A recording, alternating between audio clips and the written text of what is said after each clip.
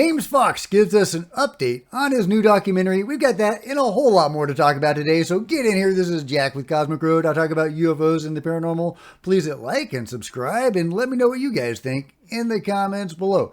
Okay, check this out. We've got Peter Coyote doing the narration for James Fox's newest documentary. This is from James. After over a year of some of the hardest work ever, Peter Coyote just did the narration, said he couldn't wait for this one. I'm taking the next 3 days off. Happy 4th, everyone. The program is coming soon. Of course, the program is the name of his new documentary. I can't wait. Look forward to that. We also have Lou Elizondo's book to look forward to. As Danny Sheehan told James Ian Doley the other day, Lou's book is coming out in August. What can you say about Lou's upcoming book? I mean, I can tell you it's coming out. It's coming out in the middle of August. So there you go. I'm very excited about that. I can't wait for imminent Lou's book. I think that is going to be the next shoe to drop in terms of UFO disclosure. I wonder if we'll get any more juicy stories like this. Remember this one? This is from Lou. He says, it's pretty incredible. I'm not going to go into too much detail. The person who told me is kind of very cagey about this, but you have a helicopter going out of a Caribbean island on a regular basis because the Navy likes to test fire some of its cruise missile technology and whatnot. And what will happen is that after the cruise missile runs out of fuel, it kind of splashes into the ocean. It will sink, and then at a certain time, it rises up and we go and fetch it, and we analyze it for telemetry. Long story short, helicopter crew goes out to recover one of these things. As they are recovering it, they're pulling up in something what was described round and circular, about the size of a small island. A black, dark color starts rising to the surface. This was crazy, guys. I love it. It doesn't break the water, but it starts rising to the surface. They thought, wow, that's really, really peculiar. I guess so. Well, the next month goes around and they go out to retrieve another missile that was test fired. And this time we've got a frogman hanging down from the rope about to latch onto the missile. And this thing starts coming out of the water again. And if you know about the Puerto Rico Trench out there, you're talking about water that's 22,000 feet deep. It's the second deepest part of the ocean. The thing starts rising up and the thing is starting to come to the surface. The frogman is literally trying to climb the rope. They're doing an emergency ascent. Everybody is absolutely panic at the disco.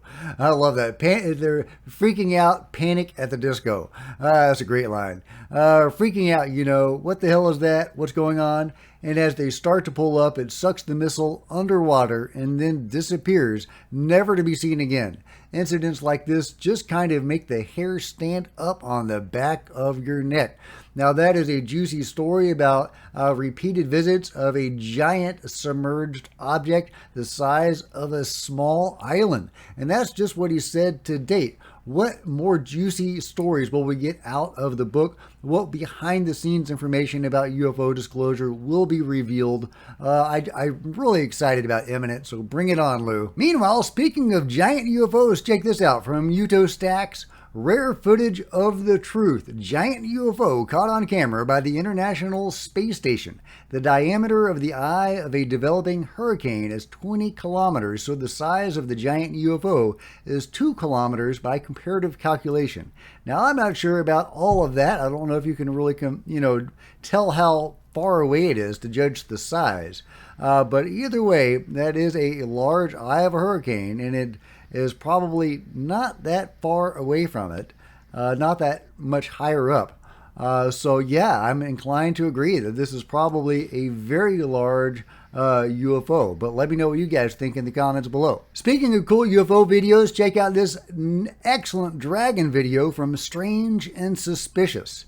Dragon UFOs just seem to be a thing, guys, and they're being shown by more and more people, and I love it. Dr. Robert Shipe, friend of the channel, has pioneered the research into these very interesting and probably very important objects. Why are they important? Well, because they buzz our aerial vehicles, coming very close in some cases, and possibly even causing some accidents in others. That's just speculation, but there have been accidents where these things have appeared. Did they cause them? We don't know. But either way, they are very interested in us, and we should probably be interested in them. Meanwhile, Ross Coulthart is saying that Congress knows more than they let on. That essentially it's not being honest with the American public. And I think if you look at the legislation that's been drafted by the Congress demanding that the various arms of government disclose what they know about non-human intelligence technology, which is an incredible thing to be written in legislation, if Congress is prepared to write that, it means it knows something. And it does. I can assure you it does. It's important. Yeah, somebody in Congress certainly knows something. Who do you think? Is it Mike Turner and his ilk? Or are we talking about Warner and the intelligence people in the Senate? Or somebody else entirely? I mean, Chuck Schumer is literally in business with Lockheed Martin. But it's very likely that some of these Congress people who are very closely linked with the Pentagon probably know a lot more than they're letting on. But it's an interesting question because Congress controls the purse strings of the United States. A lot of the control group operation seems to be coming from the black budget programs. Now, Congress is supposed to allocate the money for those programs, and it appears that these illegal programs, or the control group programs, are siphoning the money away from regular programs. However, if there are people in Congress, as there probably are, that are in on this, are they the ones directly allocating any of these funds into maybe more convenient programs? Or is their job simply to block stuff and continue to suppress and obfuscate? Let me know your thoughts in the comments below. Meanwhile, Michael Masters is continuing to get the word out about UFOs to the mass audience. We're sort of at the point where we can't just talk about the craft any longer. Right. But we also have to acknowledge that there are seemingly an intelligent group of individuals, species that are piloting these things, and they're ubiquitously described as looking just like us. So, well, I don't know if they're ubiquitously described as looking just like us, unless he means in the sense of generally being humanoid in appearance. But yeah, I love it that he's talking about the occupants of the craft. We're not simply dealing with objects here. We're dealing with beings riding around in objects. He goes on talking about the crypto-terrestrial hypothesis as a possible explanation for UFOs. Maybe they're not coming from up there. Maybe they've always been here, or at least have been here for a long time. I love it that this sort of thing is reaching the mass audience. Bring it on, Michael. You may not be on the mummy train, but you're still doing good work. Meanwhile, there has been a new cattle mutilation reported in Queensland, Australia. Now, it's kind of graphic. You have this, deceased bloated cow. Very quickly, I'll show you one of the incisions, or the incision. I think this one only had one incision. It wasn't all mutilated like a lot of the mutilations with the eyes removed and, big chunks missing out of it.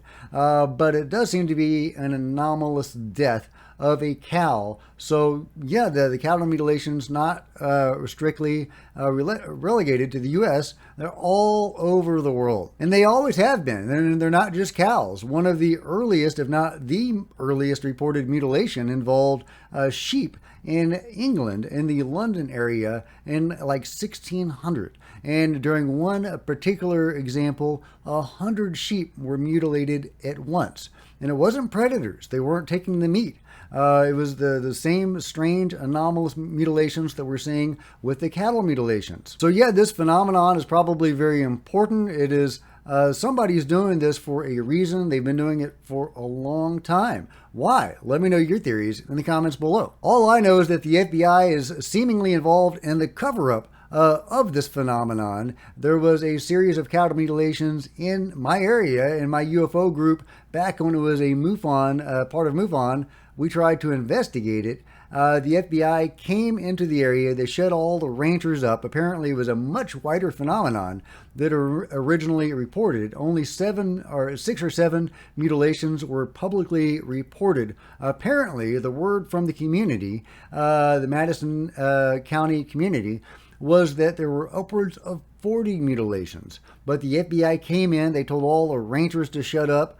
And we, back when we were in MUFON, we were told by the MUFON authorities to cease our investigations or the FBI would round us up. Now, it's not clear if that threat is coming from the FBI or if that was just a fear held by the people that were in charge of the state, Texas State MUFON. The FBI said it was an ongoing investigation, and so, the ranchers weren't supposed to talk about it.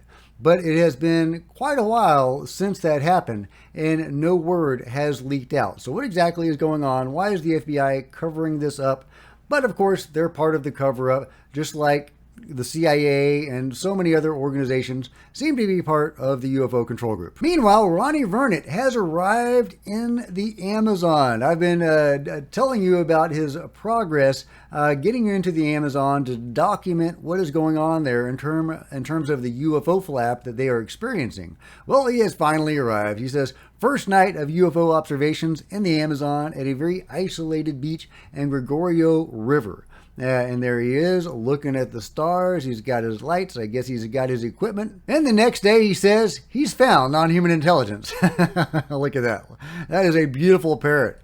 He says, beautiful non-human intelligence. The bird was found injured by indigenous people here who treated her. Recovered, Lucy chose to live close to the people who saved her. And that is a beautiful bird. So hopefully that won't be the end of the non-human intelligence that Ronnie is able to document in the Amazon. Meanwhile, have you ever had a mind-to-mind communication? Well, you might want to contact Dean Radin.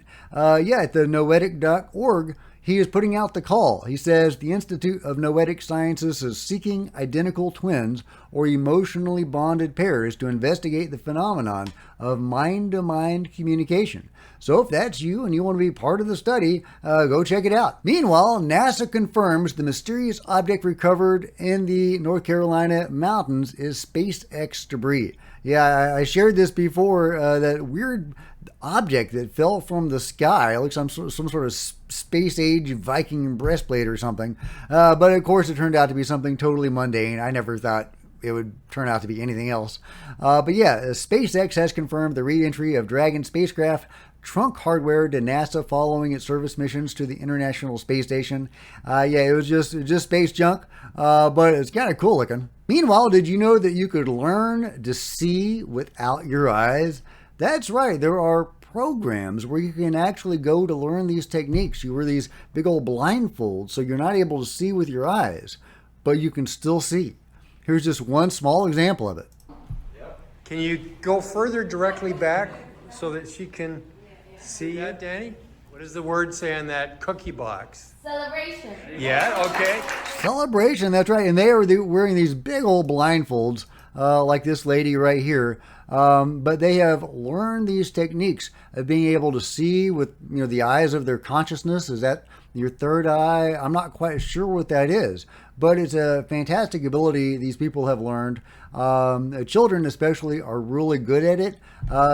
Once they learn this ability, you can take them to the grocery store, and if you take them to the cereal aisle and they're facing one way, even with the blindfold on, they can tell not only what's in front of them, but they can see the cereal boxes behind them as well. They can see in 360. It's an amazing ability. This is one reason why we need to talk about this more, is because these abilities, remote viewing, learning to see without your eyes, these are abilities that we can all learn. I know it sounds woo, it sounds fantastic, but it's repeatable, it's scientific to a point. I mean, it's fabulous. But it is repeatable. It is something that anybody can learn. It's really cool. I wish more people were talking about these fascinating abilities that anybody can learn. Healing, out-of-body experiences. These are all things that are innately possible to any person. And I think that just like walking and talking, there's something that everybody should be taught. But that's just me. Let me know your thoughts in the comments below. Meanwhile, as an ancient petroglyph in Iran depicting a mantis being, that's sure what it looks like. This was sent to me by Tim Clark. Thank you, Tim. This is awesome. Okay, ancient mantis being petroglyph discovered in Iran. A unique carving found in the Tebmareh, I said that right, rock art site in central Iran with 6 limbs has been described as part man, part mantis. Rock carvings or petroglyphs of invertebrate animals are rare, so entomologists teamed up with archaeologists to try to identify the motif. They compared the carving with others around the world and with local six-legged creatures which its prehistoric artist could have encountered. The 14-centimeter carving was first spotted during surveys between 2017 and 2018, but could not be identified due to its unusual shape. The 6 limbs suggest an insect, while the triangular head with big eyes and the grasping forearms are unmistakably those of a praying mantid, a predatory insect that hunts and captures prey like flies, bees, and even small birds. What's really interesting is that, well, we don't know how old it is, but there is a range of dates between 40,000 to 4,000 years ago. That's because it is presently impossible to tell exactly how old the petroglyphs are because sanctions on Iran prohibit the use of radioactive materials needed for radiocarbon dating. The experts are still giving their best guess anywhere from 40 to 4,000 years ago. Either way, quite old, obviously. It looks shockingly like a praying mantis. So what do you guys think? Is this depicting a mantis being? Because that is one of the most commonly reported beings seen by contactees or abductees. They seem to be the higher-ups. They're above the graves. They may be calling the shots. A lot of people have had very positive experiences with the mantis beings. I've even come across experience or accounts where they refer to the mantis beings as members of their family. One contactee even referred to her mantis being as her mother or her ma. So, who knows, guys? Obviously impossible to tell what this artist was depicting thousands of years ago. But let me know what you think in the comments below. Last but not least, man, this is a mood. I love it. I love it. Yeah, just enjoy this beautiful music and this very unique mood. And if you've liked this video or any other part of the video, give me a big thumbs up. I sure appreciate it. Let me know what you think about it all in the comments below. Please, become a channel member to support the channel. Buy a coffee mug or a t-shirt in the merch store below. That'd be awesome. There's plenty of other videos on the channel. And I'll see you guys next time. Chill out and be cool, just like these fine gentlemen. And I will see you next time. This is Jack with Cosmic Road, signing out.